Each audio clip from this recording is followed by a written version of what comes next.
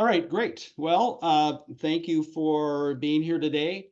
I'm Chris Hansen. For those of you that don't know me, I'm the co-founder and CEO of the Databank. First of all, thank you all for being Databank clients and users. And I'm really excited to share this latest update that we've made into the Databank, dBot, our AI assistant. Here's kind of an agenda of what I want to go through today.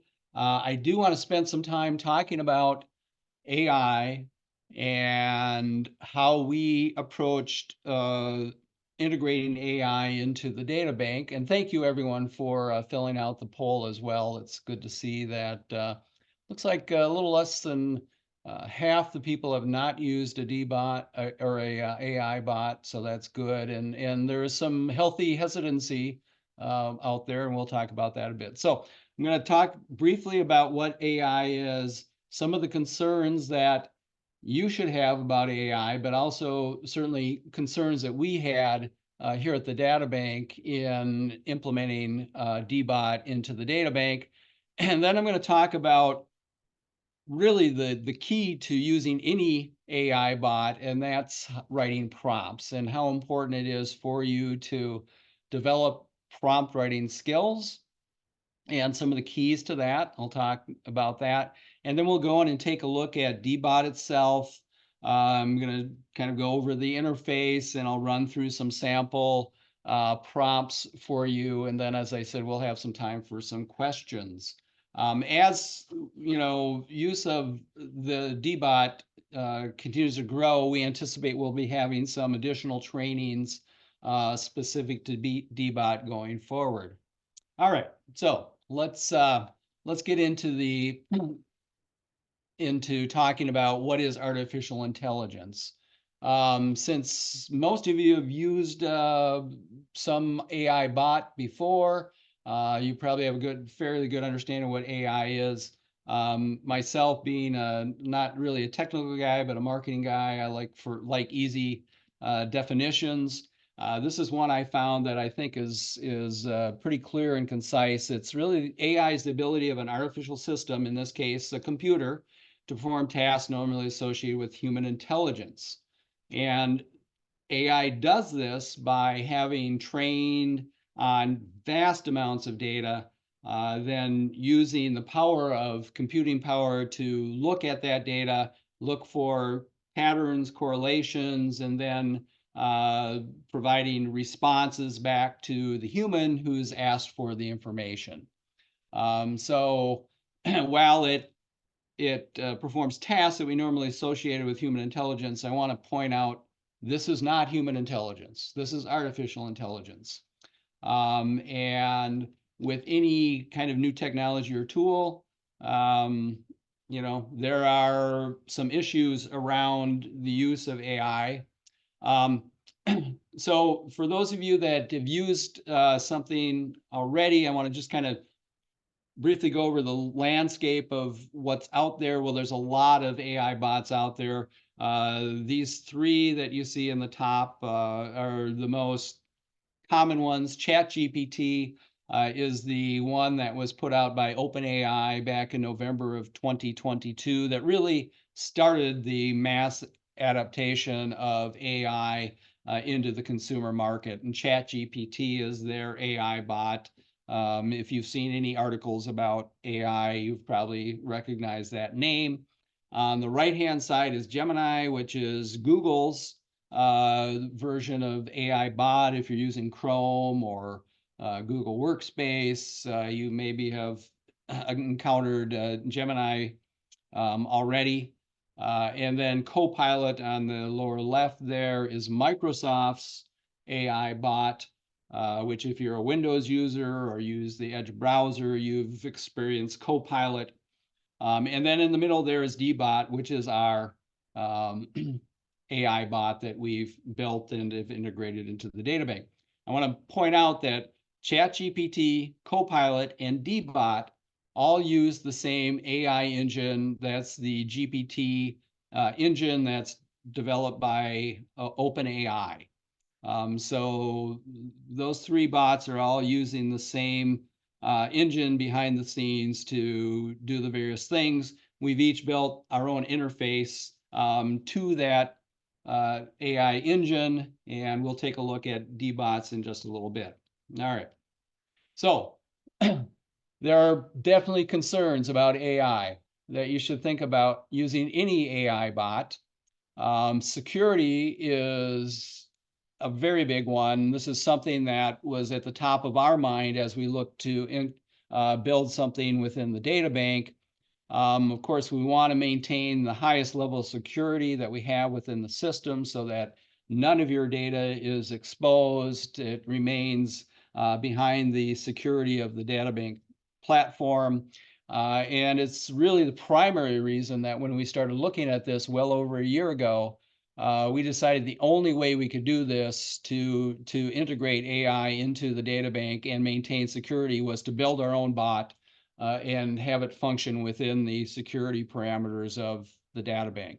So if you're using any of those other bots, there are things you can do like load up spreadsheets and that into the system, into their platform, and they say they're secure, but that was not something we wanted to do in the databank. Bias is a reality with any of these bots because they are trained on data. The data that they're trained on can create bias in the responses depending on what the bot has been trained on. Staff and training, well, you're all here for training on dBot, so that's great.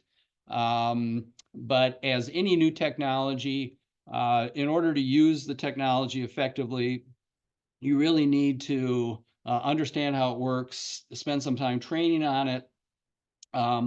And I will say that one of the things we recommend for any organization that's looking at using AI is that you develop some internal organizational policies around how AI can be used within your workplace.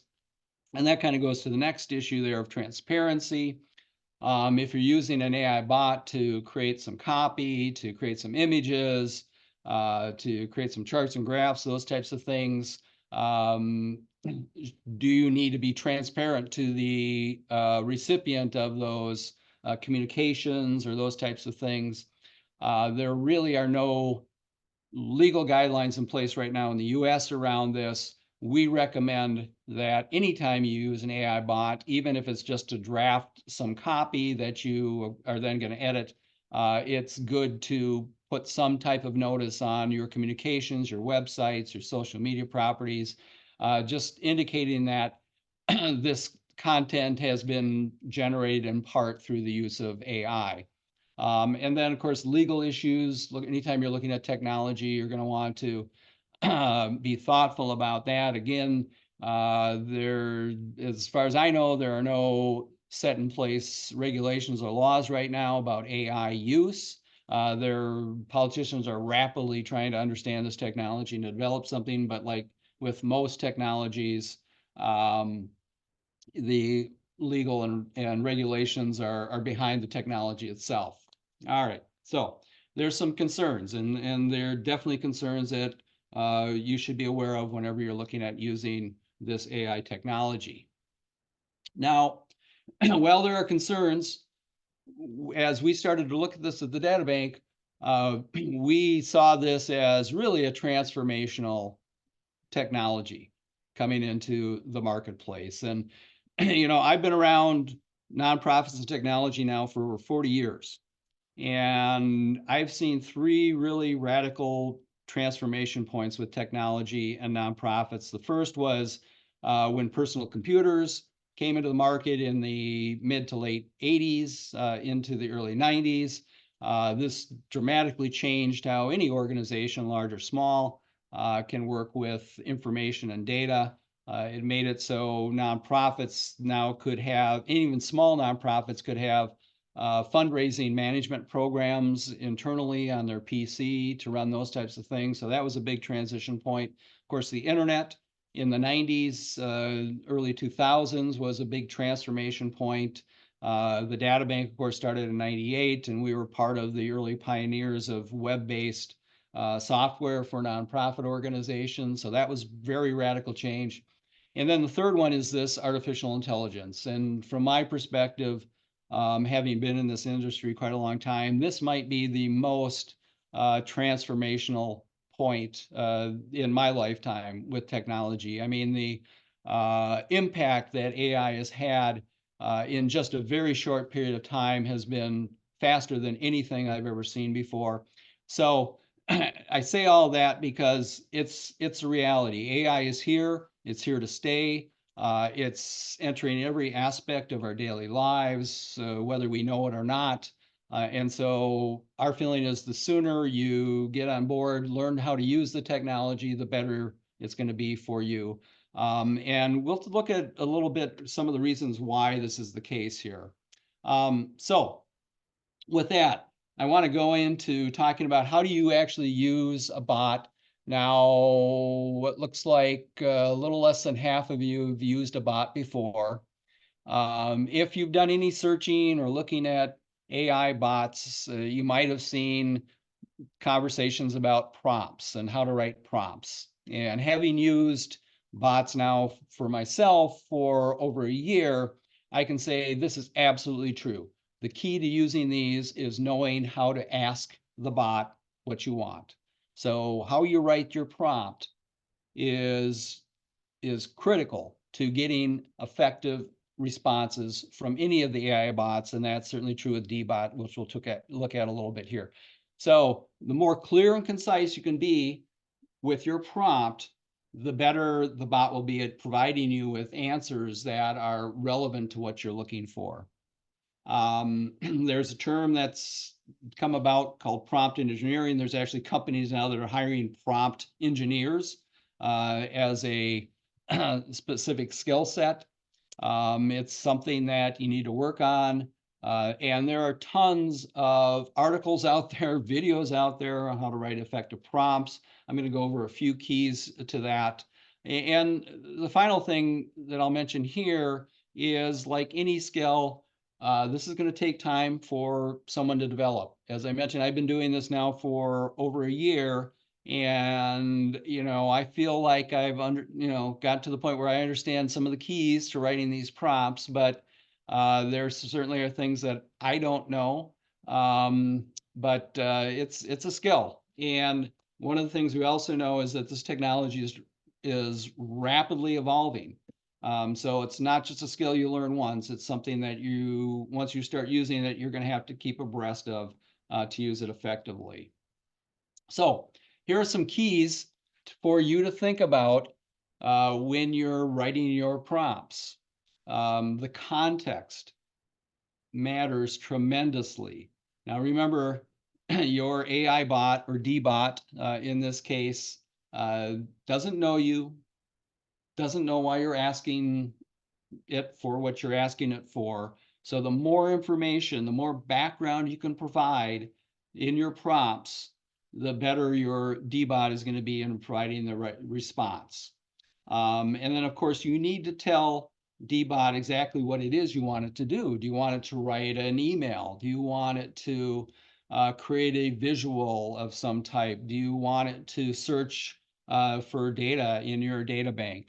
And we'll look at some of those when we actually go in and write some prompts here.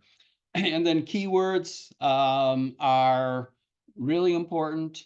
Again, the more information you can provide, the more relevant your results are going to be. And let's look at this in a little bit more detail here. These are 6 things that you should consider when you're writing your prompts. Again, this is being recorded, so you'll have this information after the training here. So what do you want it to do? Why do you need it to do this? If you have examples of something, you can feed that into the prompt and say, here's an example of an email. I want you to write something similar. What voice would you like it to come back? Do you want it to be in first person, second person, third person? Again, the more instructions you can provide dBot, the better your response is going to be. What form do you want it in? Are you asking it to draft an email for you, a text message, a blog post, a report? And then finally, you can also ask it to write back to you in various tones. formal, informal, serious, those types of things. All right. So why is it important for you to understand how to write prompts, and what can dBot do for you in your daily work if you're working with the databank? Well, the first thing is it can create significant efficiencies for you in doing various tasks, and we'll look at that in a little bit. But right now, once you start using dBot, or actually any AI bot that's out there that you might want to use, it can help you create great efficiencies in your work. And having worked with nonprofits as long as I have worked in nonprofits, I know none of you are sitting around wondering what you can do. You all have more work to do than you can do within a day. So any way that you can help create some efficiencies is really a benefit. Access, it can help you discover different searches and sets of data within your data bank. And it also can help you provide some better understanding of various tasks and things that you might be doing. And we'll take a look at that as well. So as I mentioned, dBot is powered by OpenAI's GPT-4, which we use for the text responses and the data query responses. And DALL-E 3 is the image generation engine that dBot uses as well. So what can you do with dBot? It can write draft copy, you can edit copy, you can create images, graphics, pictures, drawings. You can use it to search your databank database. You can use it for research, and I'm sure there are other things that you can use it for that I probably don't even know about. But it really can be a helpful tool for you. All right, so let's go in and take a look at dBot itself. And let's see here. Hold on a second. I have to All right.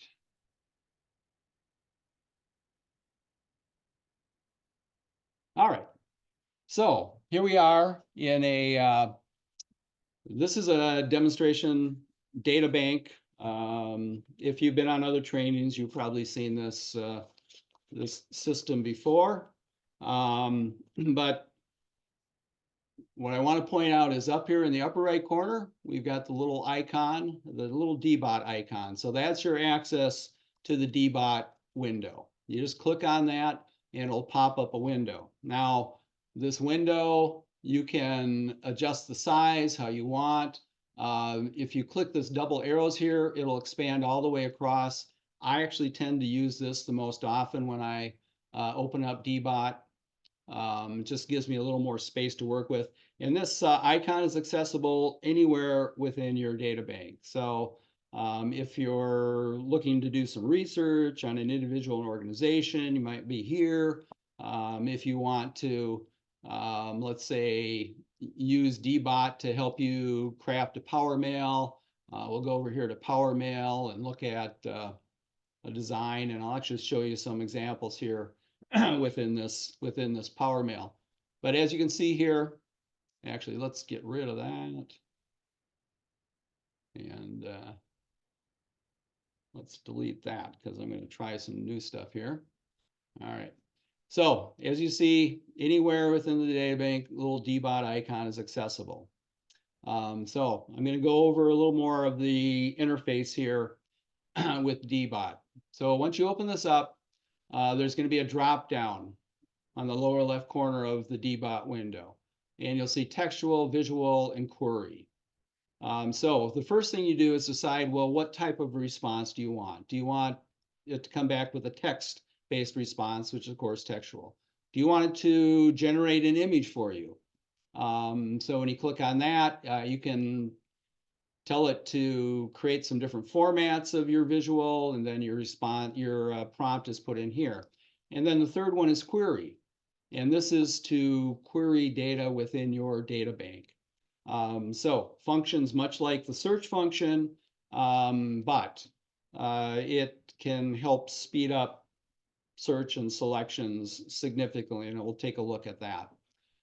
So let's just say here, I'm going to give an example. Let's say I've got this power mail here that I want to generate some visual for, and I want to generate some text for, some draft text. So I'm going to go in here, I'm going to open up dBot, I'm going to ask it to create an image. And let's say I want that to be landscape, and I'm just going to say, let's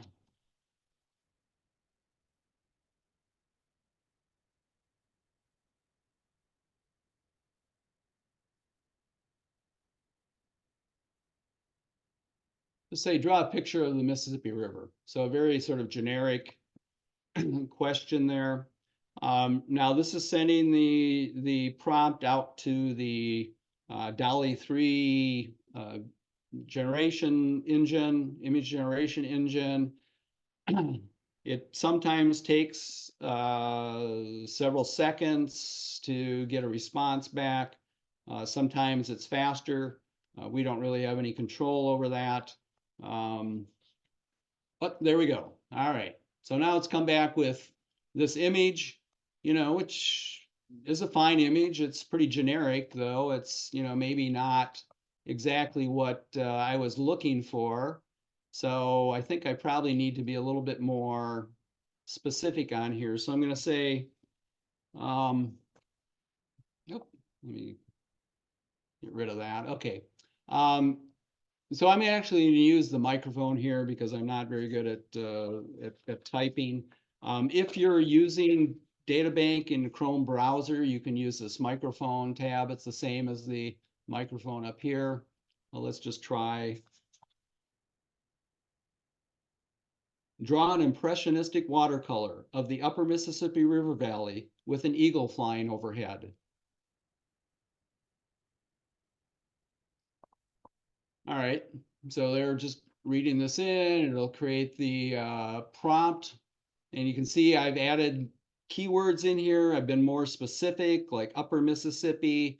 What do I want to see in the graphic? And I asked for an impressionistic watercolor, so kind of in a certain style.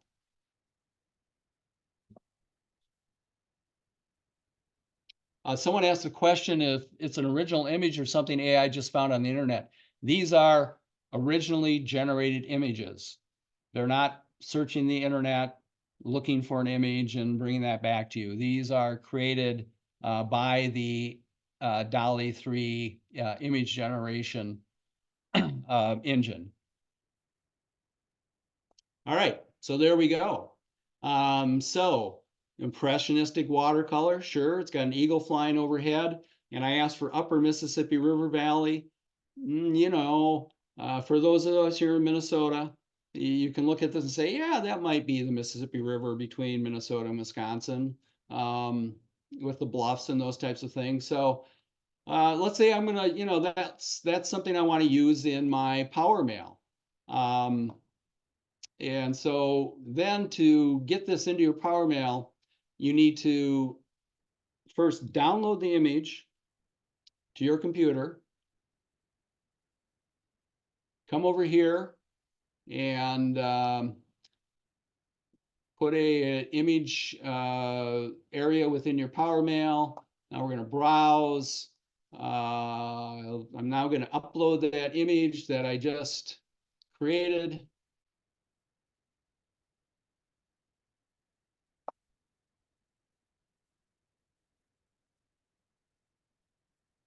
And I will insert it into the Power Mail. There we go. So right there, concrete example of how you can use dBot to help you create images, those types of things. Now, you might want to, edit this image somehow, change the size, those types of things. You can certainly do that on your computer, or you can do that right within Power Mail here. Has the ability to create some changes in that. But for right now, I just kind of want to show you some examples of doing this. So now let's say I need some help with some text. for this invitation. So I'm going to open up dBot again. This time I'm going to do something textual, and I'm going to say, write a 100-word invitation to our annual gala for the Upper Mississippi River Valley.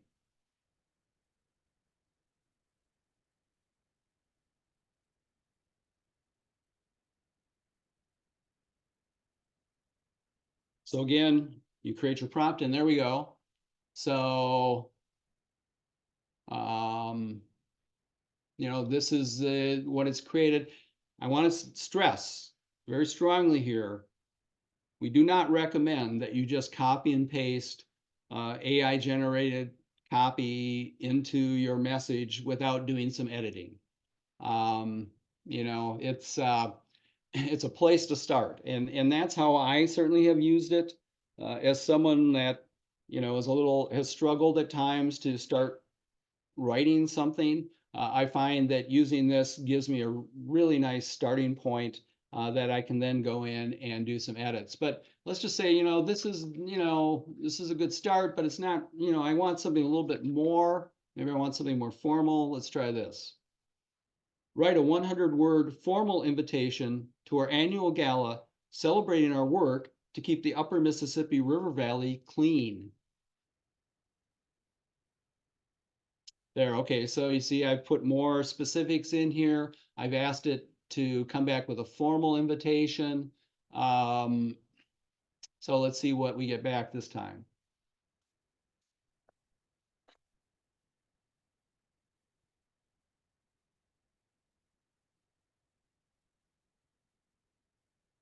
Well, there we go. Now it's structured more like a formal invitation. If this is something you want to start working with, and you say, okay, yeah, this is a good place to start, go down here. These little icons below responses are different things you can do. So you can copy it. You can ask it to regenerate. Maybe you'd like it to give you a different response. You just click that regenerate, it'll run the same prompt again. You can discard it. Or this is a refine function where, say you want a little bit more on this, or say, let's try this. Maybe I need something a little bit longer. Make it 200 words. Let's see how that goes. Okay, so that didn't quite work. I want to point this out. You are going to run into this response. It's inevitable. And this is just a reality of using these AI bots. I would say if you see something like that, don't be frustrated. Try saying it in some way differently, okay? Because you are going to run into a response like this where it doesn't quite understand what you're looking for. So maybe I need to write this in a different way. I don't know. I'm not going to spend time right now doing it. But what I'm going to show you is I can just copy this. And let's say that looks good. I'll just go over here and then paste it into my Power Mail. And of course, now I can do, whatever editing I need to do within this. Of course, recipient's name isn't going to work. We're going to want to use a, person's name in there instead of that. But again, the idea here is to get you going with some copy. Now you can use this, you can use this to generate things that you aren't even going to use within Databank. So if you wanted to draft a blog post for you on a certain particular subject, or let's say another thing here, let's say you're looking for information on foundations that might provide grants for the type of work you're doing. You could say something like, show a list of the top 10 foundations in Minnesota that provide grants for environmental organizations. Now, of course, you can just do a Google search on this as well.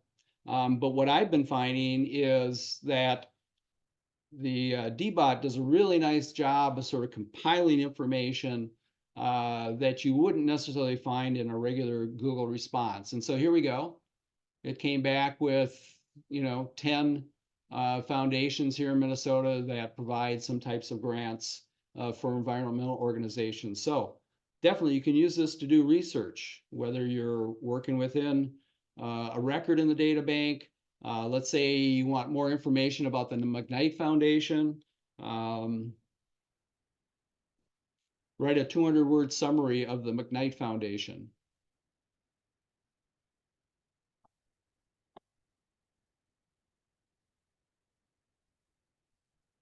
And so one of the things I want to stress to you on this is try this out. Try dBot out. Okay, there we go. So now it's compiled a nice little 200-word summary of the McKnight Foundation. And I could copy and paste this into the foundation's record within my data bank if you want to use it, the information that's in there. All right. Oh, here's another example of something that you could use it for. Let's say now you've created this power mail, and now you want to get ready to send the power mail out. You need some subject lines help to help you get this sent out.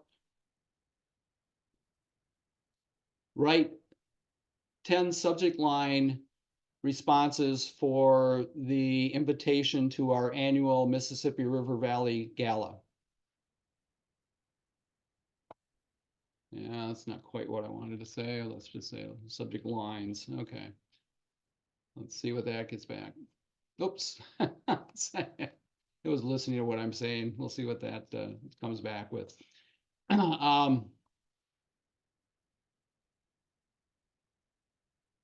there you go. So here's some examples of subject lines that you could use if you're doing an A/B test or things like that. So get creative with this. Don't worry about breaking anything. Nothing's going to break. You might run into some error messages. That's going to happen. Don't worry about it. The last thing I want to show you here is the query function. Now, you can use, Gemini, ChatGPT, Copilot to do any of the things we've just looked at. Same functionality is there as in dBot. Of course, one nice thing is dBot is here within your data bank. So if you're doing something that requires you to use it within your data bank, it's kind of easy to use it here. Now, this is where you will not get this kind of function from an external AI bot, and that's the ability to query your data in your data bank. And this is unique to dBot. Again, the reason we built this internal to the data bank was to keep your data secure, give you the ability to use dBot to do searches in your database. So let's do an example here of kind of a simple search. Contacts who made a contribution in 2019 and a contribution in 2021.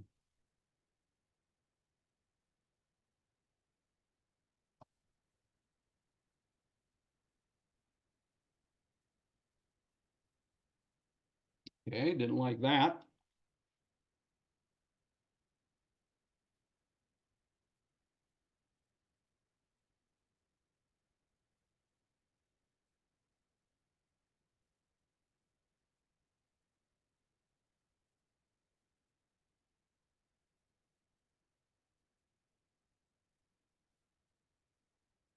Seems like the same thing.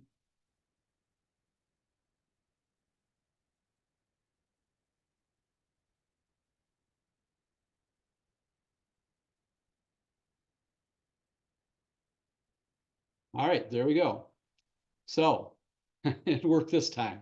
So now it found 1,458 records that match the search criteria. Now, for those of you that are regular data bank users and have used the search function, what we just did is a two-step search. So we look for people who contributed both in 2019 and then filtered that by did they also make a contribution in 2021. So if you're using the regular search function, this would be a two-step search process. With dBot here, you can do the two-step search in one prompt. Now, I've tried this. I've tested using dBot to do these searches. In fact, let's try a three-step.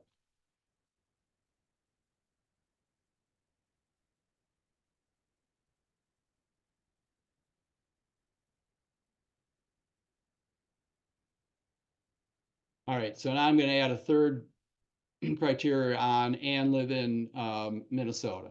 All right, so let's see what we get back here.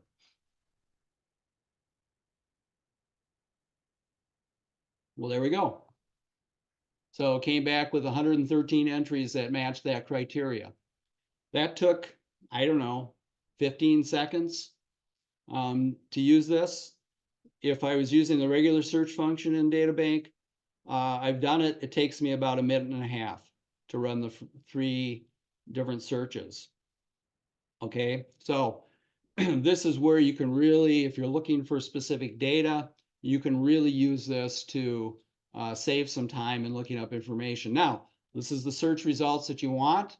There's a lot of other icons down here. One of the things you can do with this then, because we're right here in the dBot window, I can turn this information in the dBot window into a search results in my databank.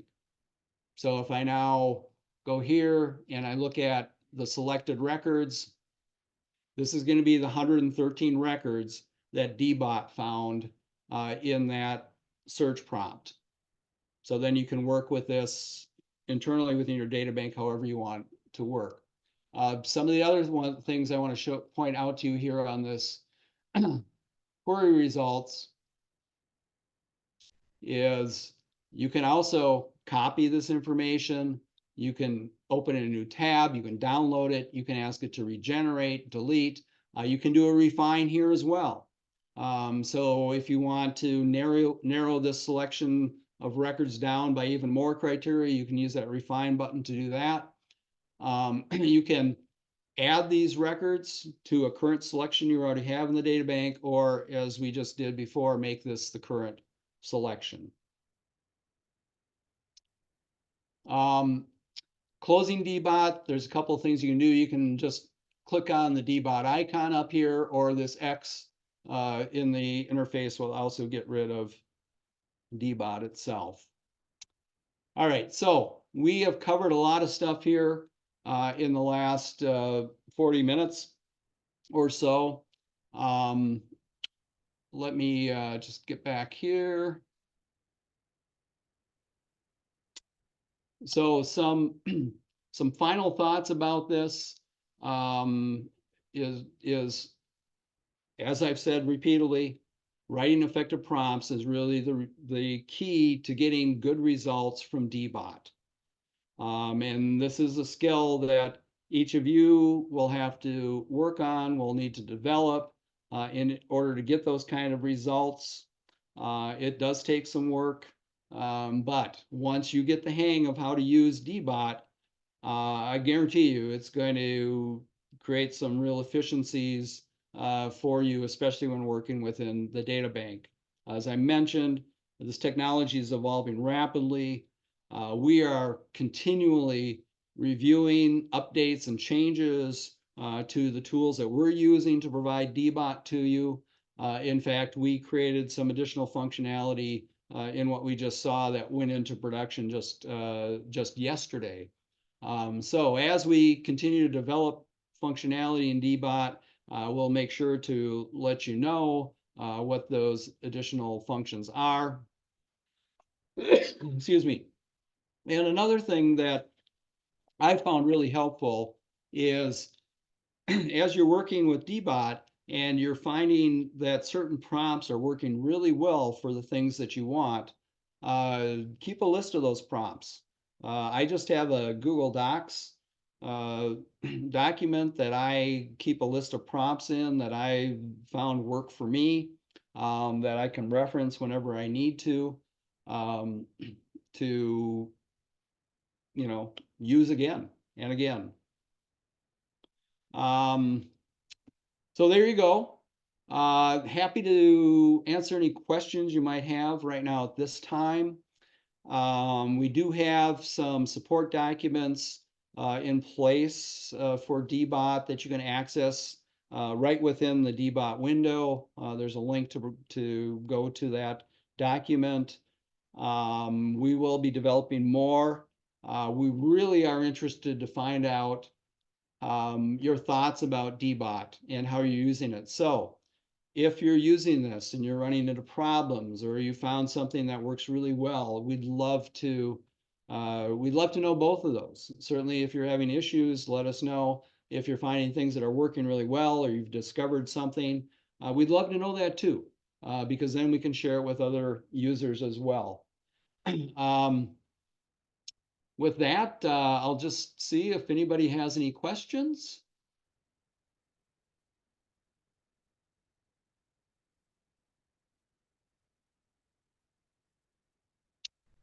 All right, well, doesn't seem to be any questions coming through here, which is just fine. Um, I hope that all of you got a kind of a better sense now of what dBot. Oh, here we go. Oh, no, okay. Enjoyed the info. I'm excited to try it. That's great. Please, next time you're logged into Databank, give dBot a try. Just play around with it.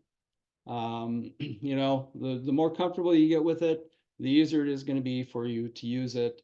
And I really look forward to hearing from you and getting some ideas of what your experience is with dBot. So with that, I will say thank you very much.